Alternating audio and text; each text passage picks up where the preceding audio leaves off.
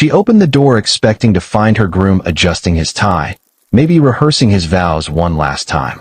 Instead, what she saw made her knees buckle and her breath disappear. In that moment, everything she believed about love, family, and trust shattered like glass hitting concrete. The wedding was supposed to start in 20 minutes. 200 guests sat waiting in white chairs. The photographer was checking his camera. The florist was making final adjustments to the centerpieces. But behind a locked door in a quiet corner of the venue, the two people she trusted most in the world were tangled in a betrayal so devastating, so unthinkable, that when she finally found the strength to speak, her voice came out as a whisper. This is the story of how one woman's perfect day became her worst nightmare, and how what she did next shocked everyone who knew her. Before we go any further, let us know in the comments where you're watching from. We'd love to hear from you. And if you're new here, click on the subscribe button so you never miss any of our upcoming videos. Amara Thompson had waited her entire adult life for this day. At 40 years old, she had almost given up on the idea of marriage. She had been in 2 serious relationships before, both of which had ended badly. The first man cheated on her with a coworker. The second man proposed, then disappeared 3 weeks before the wedding, leaving nothing but a note that said he wasn't ready. After that, Amara poured herself into her work as a hospice nurse. She found meaning in caring for people in their final days, holding their hands, listening to their stories, making sure they didn't die alone. It was hard work, emotionally draining, but it gave her purpose. Her friends worried about her. They set her up on blind dates that went nowhere. They told her she was too picky, too closed off, too focused on work. But Amara didn't feel closed off. She just felt tired of trying. Then, 2 years ago, she met David Reynolds at a charity fundraiser for the hospital where she worked. He was a financial advisor, well-dressed, articulate, with a smile that made people feel comfortable. He approached her at the dessert table and made a joke about how the chocolate cake was the only reason he'd come. Amara laughed, and they ended up talking for 2 hours. He asked for her number, and she gave it to him, though she didn't expect him to call. But he did. The next day, he texted her asking if she wanted to get coffee. They met at a small cafe near her apartment, and the conversation flowed easily. David was kind, attentive, and genuinely interested in her life. He asked about her work, her family, her dreams. He didn't try to impress her with stories about his own success. He just listened. That quality, more than anything, made Amara lower her guard. They dated for 1.5 years before David proposed. He did it on a quiet evening in her apartment. No grand gestures, no cameras, just the two of them sitting on the couch after dinner. He took her hand and told her he couldn't imagine his life without her. He said he wanted to wake up next to her every morning and grow old with her. Amara cried when he pulled out the ring, a simple silver band with a small diamond. It wasn't flashy, but it was perfect. She said yes without hesitation. For the first time in years, she felt like she was exactly where she was supposed to be. They set a date for the following spring and began planning a small, intimate wedding. Amara didn't want anything extravagant. She wanted family, close friends, good food, and a ceremony that felt meaningful. David agreed. He said he just wanted her to be happy. Amara's mother, Evelyn Thompson, was thrilled when she heard about the engagement. Evelyn was 58 years old, a widow who had raised Amara and her younger brother mostly on her own after their father died of a heart attack when Amara was 12. Evelyn was a strong woman, the kind who commanded respect without raising her voice. She had worked as a bank manager for 30 years, retired comfortably, and now spent her time volunteering at her church and taking painting classes. She was elegant, always dressed well, always carried herself with confidence. People often commented on how young she looked for her age. Amara was proud of her mother. Evelyn had sacrificed so much to give her children a good life, and now, finally, Amara was going to give her the joy of seeing her daughter married. Evelyn took an active role in the wedding planning. She helped Amara choose the venue, a charming garden hall with tall windows and ivy-covered walls. She went with her to try on dresses, offering opinions on which styles were most flattering. She insisted on paying for the flowers, saying it was her gift to her daughter. Amara appreciated the help, though sometimes she felt like her mother was a little too involved. Evelyn had strong opinions about everything, from the color of the napkins to the type of music that should be played during the reception. But Amara told herself it was just because her mother wanted everything to be perfect. And besides, Evelyn and David seemed to get along well. They joked with each other, had easy conversations, and Evelyn often told Amara how lucky she was to have found such a good man. Amara felt grateful that her mother approved. What Amara didn't notice were the small things. The way Evelyn's eyes lingered on David a little too long when he laughed. The way she touched his arm when she was making a point. The way she always seemed to find reasons to be alone with him, asking him to help her carry something or to give his opinion on a decoration choice. David didn't seem uncomfortable with the attention. In fact, he seemed to enjoy it. He complimented Evelyn often, telling her she looked beautiful, that she didn't look her age, that Amara was lucky to have such a wonderful mother. Amara thought it was sweet. She thought it meant her mother and her future husband had a good relationship.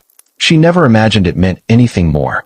The weeks leading up to the wedding were chaotic but exciting. Amara took time off work to focus on the final details. She finalized the guest list, confirmed the catering, picked up her dress from the tailor. David was busy with work, so he wasn't around as much, but he called her every night to check in. He told her he was counting down the days until they could finally start their life together. Amara felt the same way. She couldn't wait to be his wife. The night before the wedding, Amara stayed at a hotel with her bridesmaids. They drank champagne, painted their nails, and laughed until their stomachs hurt. Amara felt lighter than she had in years. Everything was falling into place. Tomorrow, she would marry the man she loved, surrounded by the people who mattered most. It felt like a dream.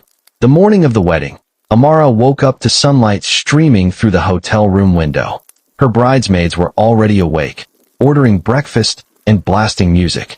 They helped her into her dress, a lace gown with delicate beading that caught the light. They did her makeup, curled her hair, and told her she looked like a princess. Amara stared at herself in the mirror and felt a surge of emotion. She looked happy. She looked like a bride. Her mother arrived at the hotel just before they were supposed to leave for the venue. Evelyn looked stunning in a navy blue dress that hugged her figure. She hugged Amara tightly and told her how proud she was. Amara felt tears prick her eyes.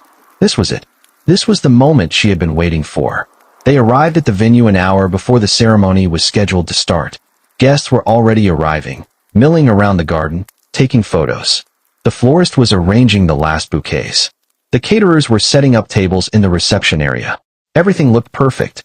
Amara was ushered into a private room to wait until it was time to walk down the aisle. Her bridesmaids fussed over her, making sure her dress was wrinkle-free, her makeup still flawless. Evelyn excused herself, saying she needed to check on something. Amara didn't think anything of it. Her mother was always checking on things, making sure everything was running smoothly. Time passed slowly. Amara could hear music starting outside, the soft hum of voices. Her heart raced with anticipation. One of the bridesmaids peeked outside and said the guests were all seated. It was almost time. Then, 15 minutes before the ceremony was supposed to start, Amara realized she hadn't seen David since the night before. She asked one of the groomsmen if he had seen him. The groomsman said David had been around earlier, but had stepped away to take a phone call. Amara felt a flutter of worry. She wanted to see him, to make sure he was okay. She knew it was tradition for the bride and groom not to see each other before the ceremony, but she just wanted to hear his voice. She stepped out of the bridal suite and walked down the hallway, looking for him. The venue was a maze of rooms and corridors. She passed the kitchen, the storage closets, the bathroom. She heard voices coming from a room at the end of the hall, a small lounge area that was supposed to be empty. One of the voices sounded like David's. The other sounded like her mother's. Amara felt confusion before she felt fear. Why would David and her mother be in a room together right before the ceremony? She walked closer, her heels clicking softly on the tile floor. The door was slightly ajar. She could hear them clearly now. Her mother's voice, breathy and low. David's voice, urgent and hushed. Amara's hand reached for the door handle. Her mind was racing, trying to make sense of what she was about to see. She pushed the door open. The image that greeted her was one she would never forget. David and Evelyn were standing close, too close, their bodies pressed together in a way that left no room for misinterpretation. Evelyn's hands were on David's chest. David's arms were around her waist. They were kissing, deeply, desperately, like two people who had been starving for each other. Amara's breath caught in her throat. She stood frozen in the doorway, unable to move, unable to speak. Her brain refused to process what her eyes were seeing. This couldn't be real. This had to be a mistake. But then Evelyn opened her eyes and saw her. The look on her mother's face was not shock or shame. It was something worse. It was guilt mixed with defiance, like she had been caught, but didn't regret what she had done. David turned around, his face going pale. He stepped back from Evelyn, his mouth opening and closing like he was trying to find words. Amara felt her knees buckle. She grabbed the door frame to steady herself. Her mother stepped forward, her voice shaking. "Amara, I can explain." But Amara couldn't hear her. The sound of her own heartbeat was too loud, drowning out everything else. She turned and walked out of the room. She didn't run. She didn't cry. She just walked, her body moving on autopilot.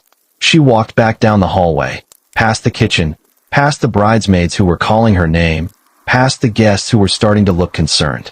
She walked out the front door of the venue and into the garden. The fresh air hit her face, but it didn't help. She felt like she was suffocating. She kept walking until she reached a bench under a tree, far from the noise and the people. She sat down, her hands trembling, her mind spinning. Her mother and David. The two people she trusted most in the world.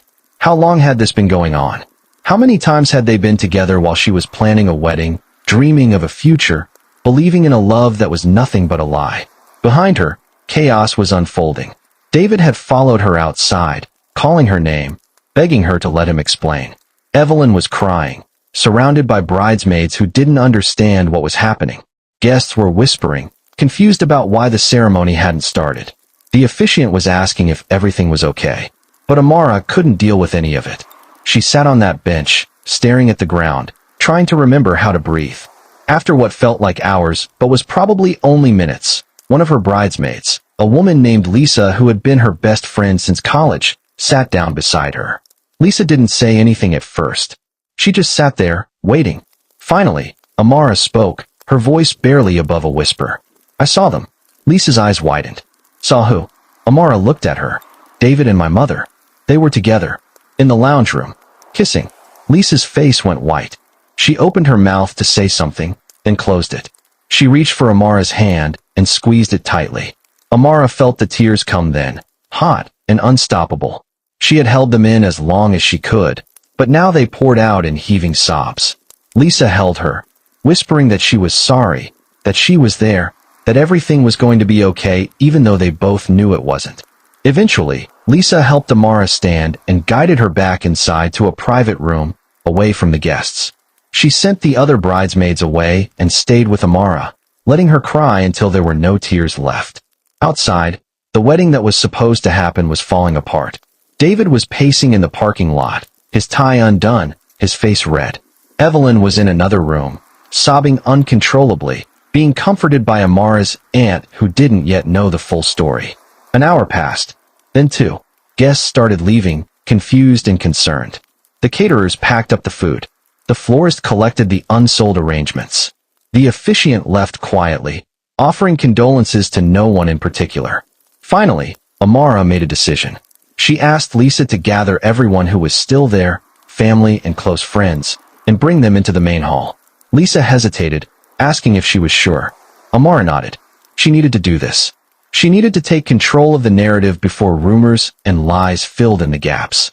When everyone was assembled, about 30 people in total, Amara walked to the front of the room. She still wore her wedding dress, though it felt like a costume now, a symbol of something that no longer existed. She looked out at the faces staring back at her, people she loved, people who loved her. She took a deep breath and began to speak. "Thank you all for being here today. I know you're confused about what happened, and you deserve an explanation." She paused, gathering her thoughts. "Today was supposed to be the happiest day of my life. I was supposed to marry a man I loved and trusted. But about an hour ago, I discovered that the man I was about to marry has been having an affair with my mother." The room erupted in gasps and murmurs. Amara held up a hand, asking for silence. "I don't know how long it's been going on. I don't know if it started before or after we got engaged. Honestly, I don't want to know. What I do know is that I will not be getting married today. I will not be marrying a man who betrayed me in the worst possible way. And I will not be forgiving a mother who chose her own desires over her daughter's happiness." Evelyn, who had been standing in the back of the room, let out a wail and tried to approach Amara. Amara stepped back, her voice firm. "Don't. Just don't." Evelyn stopped, tears streaming down her face. Amara looked at David, who was standing near the door, his head down. I don't hate you, either of you, but I will never forgive you, and I will never forget what you did to me. With that, Amara turned and walked out of the hall. She left the venue, still in her wedding dress, and got into Lisa's car. Lisa drove her back to her apartment, and they sat in silence the entire way. When they arrived, Amara went straight to her bedroom, took off the dress, and put on sweatpants and a t-shirt. She looked at herself in the mirror, at the smeared makeup and red eyes, and she barely recognized the woman staring back at her. The days that followed were some of the hardest of Amara's life. She took a leave of absence from work. She ignored the countless calls and texts from David and her mother. She stayed in her apartment, barely eating, barely sleeping, replaying the moment she opened that door over and over in her mind. Her brother flew in from California to check on her.